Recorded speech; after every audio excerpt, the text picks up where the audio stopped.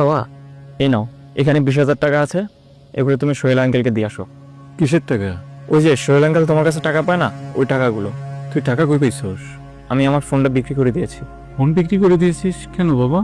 বাবা, আমার শখের থেকেও তোমার সম্মানটা আমার কাছে অনেক বড়। মানে কে ভাই, টাকা ধার নিছেন, টাকা চাইতে হইব কে? চাওয়ার আগে টাকাটা দিয়ে দিবেন না? ভাই, টাকাটা গুছাইতে পারি না তো, ওই জন্য আমি টাকাটা দিতে পারি না। ভাই, আমি আগামী সপ্তাহে আপনার টাকাটা শোধ দিয়ে দিব। শুনেন ভাই, আজকে 1 মাস ধরে আপনি কি কথা কইতেছেন? আপনার ছেলেরে তো ঠিকই দামি ফোন কিনে দিছেন, আমার কাছে টাকা নিয়া। টাকা দেওয়ার বেলায় এত কষ্ট হয় কেন আপনার? ভাই, রাগ করেন কেন? আমি তো কইলাম আগামী সপ্তাহে টাকাটা দিয়ে দিব। আপনার জবান ঠিক আছে তো?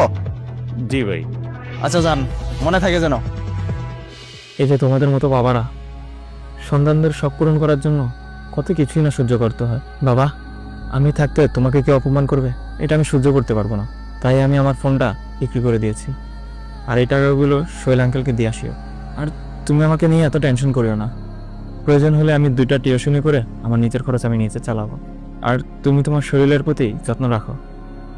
আর আমার পড়ালেখা শেষ হওয়া অবধি একটু কষ্ট করো বাবা। মাশাআল্লাহ, মহান আল্লাহ তোর শুকরিয়া।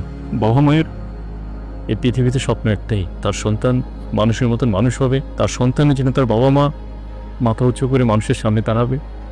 দোয়া করছি বাবা, তুই মানুষের মতন মানুষ হ। ঠিক আছে, তুই হাত মুখ দিয়ে খাওয়া।